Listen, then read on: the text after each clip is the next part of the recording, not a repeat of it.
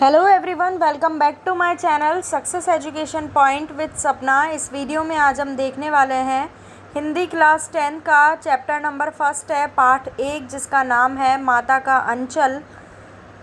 किताब का आपकी नाम है कृतिका, भाग 2। इस चैप्टर के आज हम प्रश्नोत्तर देखेंगे। देखिए, आपका जो आरबीएससी 10th क्लास का कोर्स है वो चेंज हो चुका है। इस बार एनसीईआरटी का कोर्स आपके कोर्स में लागू कर दिया गया है।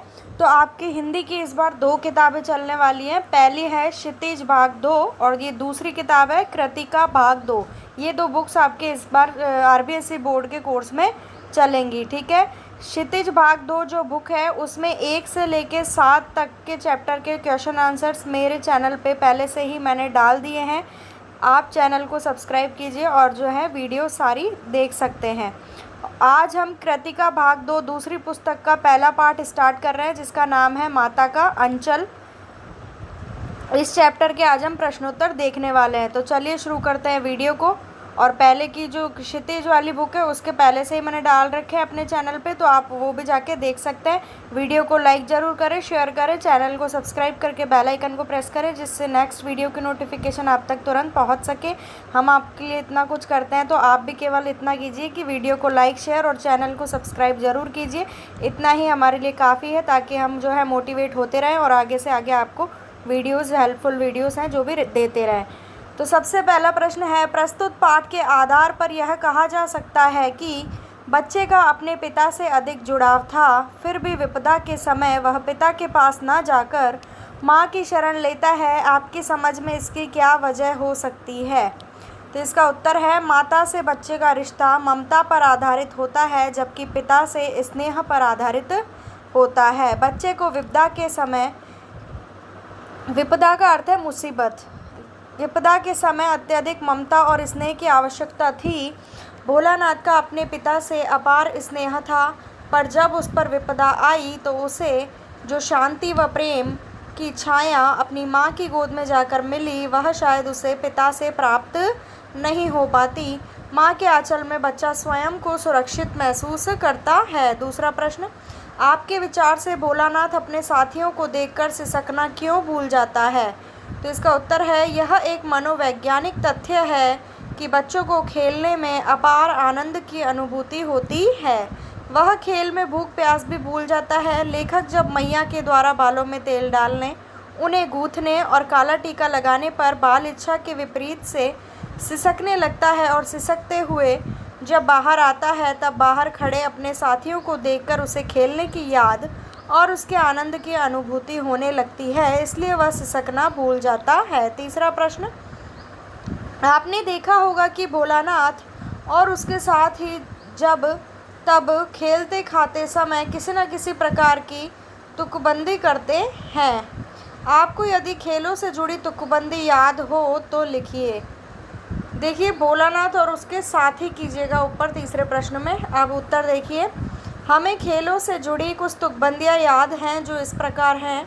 आओ सब मिलकर खेलें खेल, खूब मचाएं रेलम पेल, हम सब मिलकर खेलें चोरा चोरी, मैया से मत कहना भाग भगोरी, हम खेलेंगे खेल कबड्डी, तुम भी रहना नहीं फिसड्डी, पेड़ चढ़ो लपको डंडा, खेलो नहीं तो खाओ डंडा, मेरी सितोलिया महारानी है, करनी इसकी रखवाली है, आओ मिलकर खेले खेल, गेंद नहीं घरवाली है। ठीक है, ये जो थी तुकबंदी, ये इस तरीके से आपको लिखनी है, और आपको कोई याद है तो आप वो भी लिख सकते हैं। चौथा प्रश्न, भोलानाथ और उसके साथियों के खेल और खेलने की सामग्री आपके खेल और खेलने की सामग्री से किस प्रकार भिन्न है? तो इसका उत्तर है, भोलानाथ और उसके साथियों के खेल तत्कालीन परंपरागत दैनिक जीवन से जुड़े हुए थे और उनकी खेल सामग्री भी घर में उपलब्ध दिए, माचिस की तिल्ली, टूटी फूटी वस्तुएं, रस्सी आदि से तैयार की जाती थी। वे घरौंदा बनाने, दुकान चलाने, बारात का खेल आदि खेलते थे और उन्हीं में आनंद की अनुभूति करते थे। परंतु आज के बालक जो खेल खेलते हैं वे इनसे पूर्णतः अलग है। पूर्णतः का मतलब होता है पूरी तरह से अलग है। हमारे खेलने के लिए क्रिकेट का सामान, kitchen set, video game, computer game, बहुत सी चीज़ें हैं जो एकदम अलग है। तो आज की खेलने की चीज़ें अलग हैं और पहले की खेलने की चीज़ें अलग हुआ करती थी। इस प्रश्न में ये बताया गया है। अगला है, पाठ में आए ऐसे प्रसंगों का वर्णन कीजिए जो आपके दिल को छू गए हों। तो इसका उत्तर है पाठ। ऐसे अनेक रोचक प्रसंग आए हैं पाठ में जो हमारे दिल को छू गए हैं। उन प्रसंगों में से हमें सबसे अच्छा प्रसंग दिल को छूने वाला यह लगा जब चूहे की जगह सांप कीजिएगा, यहाँ सांप की जगह सांप बिल से निकल आया और बच्चे उससे देखकर रोते चिल्लाते भागने लगे। तो किसी का सिर फूटा, किसी के दांत टूटे, सभी गिरते पड़ते भागे। किसी की सारी देह का अर्थ होता है शरीर, लहूलुहान हो गया।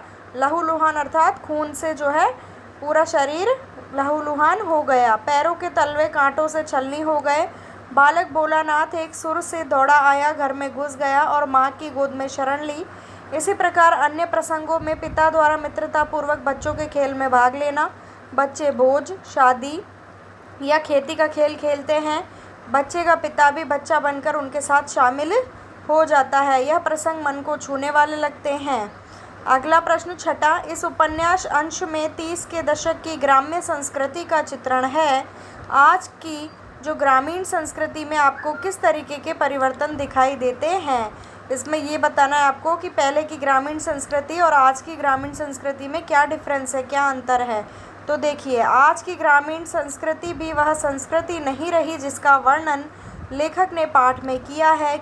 उसमें अनेक जो है परिवर्तन हो चुके हैं। परिवर्तन मतलब चेंजेस, क्योंकि अब वैज्ञानिक प्रगति और शहरी सभ्यता के बढ़ते प्रभाव के कारण ग्रामीण संस्कृति अछूती नहीं रही है। आजकल कृषि करने के ढंग में भी क्या है आ गया है, परिवर्तन आ गया है। बैलों की जगह ट्रैक्टर, बैलगाड़ियों की जगह ट्रैक्टर ट्रॉली, बैलों से सिंचाई की जगह ट्यूबवेल आ गए हैं। अब गांव में दूषित राजनीति के पांव पसारने के कारण लोगों के अंदर जाति, धर्म, संप्रदाय और अमीर गरीब जैसे भेदभाव पनप गए हैं, जो कि पहले नहीं हुआ करते थे। लेकिन अब जो है समय जैसे जैसे बदल रहा है वैसे वैसे गांवों में भी क्या देखने को मिल रहा है हमें, परिवर्तन। तो ग्रामीण अचल पर भी आज शहरी सभ्यता का भूत चढ़ चुका है। गांव वालों पर भी जो शहरी सभ्यता है उसका क्या चढ़ चुका है, भूत चढ़ चुका है। सातवां प्रश्न, यहाँ माता पिता का बच्चे के प्रति जो वात्सल्य व्यक्त हुआ है उसे अपने शब्दों में लिखिए। इस पाठ में माता पिता के वात्सल्य का बहुत ही स्वाभाविक एवं मनमोहक वर्णन हुआ है। बच्चे के पिता उसे अतिशय प्यार करते हैं। वह उसे अपने पास सुलाते हैं, सुबह उठकर उसे नहलाते हैं, पूजा में अपने साथ बिठाते हैं, गंगा में मछलियों को आटा खिलाने उसे कंधे पर बैठाकर अपने साथ ले जाते हैं, झूला झुलाते हैं, उसके साथ खेलते खेलते हार जाते हैं, जीत में उसका हौसला बढ़ाते हैं, उसके अन्य खेलों में उसके जैसा बनकर शामिल होते हैं, उसे आनंदित करते हैं और स्वयं भी आनंदित होते हैं, उसे बैठाकर स्वयं अपने हाथों से भोजन कराते हैं।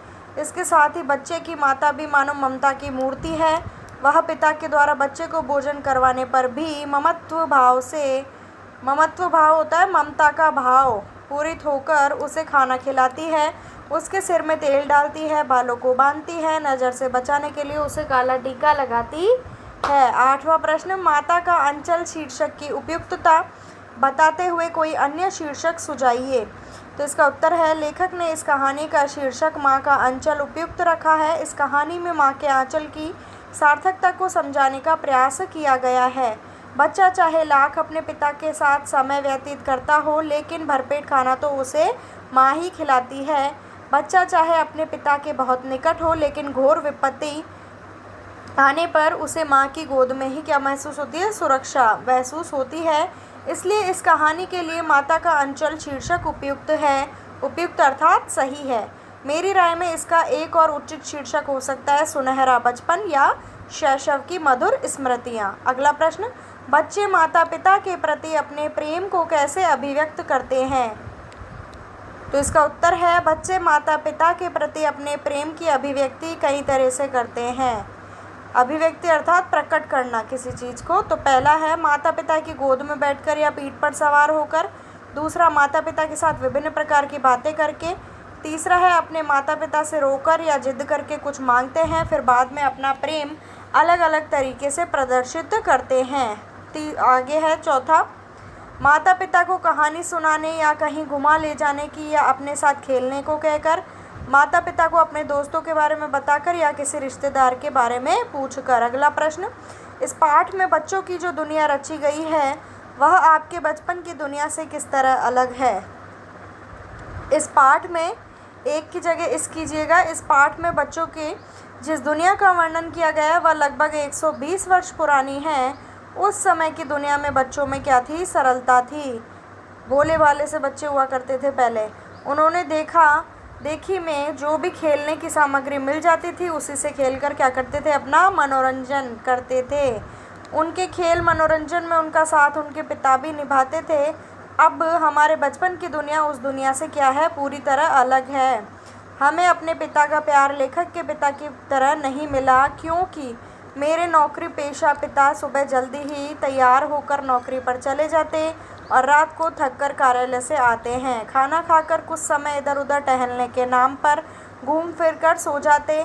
इतना ज़रूर होता है कि खाने की मेज़ पर कुछ प्यार भरी या काम की बातें अवश्य कर लेते या फिर दिन भर के हालचाल पढ़ाई के बारे में पूछ लेते। समय मिलने पर वे स्कूटर पर बैठाकर बाजार ले जाते हैं और टॉफ़ी चॉकलेट जो खाने की इच्छा हुई उसे खिला लाते हैं, या फिर घर पर ही बैठकर कुछ समय के लिए पढ़ाई करने में सहयोग दे देते। पढ़ना और पढ़कर आगे बढ़ना यही उनकी सोच होती और वे उनकी सोच के अनुसार ही क्या करते हैं? आचरण। आचरण का मतलब होता है व्यवहार। खेल खेलने की इच्छा तो मन में ही रह गई। तो ये डिफरेंस है पहले में और आज में। तो ये हमारी वीडियो कंप्लीट होती है। ये थे इस चैप्टर के क्वेश्चन आंसर। चैनल को सब्सक्राइब जरूर कीजिएगा और बेल आइकन को प्रेस कीजिएगा, जिससे जो भी वीडियो आती रहेगी आपके पास उसकी नोटिफिकेशन भी मिल जाएगी। वीडियो को लाइक करें, शेयर करें। मिलती हूँ नेक्स्ट वीडियो में। Thank you for watching my video.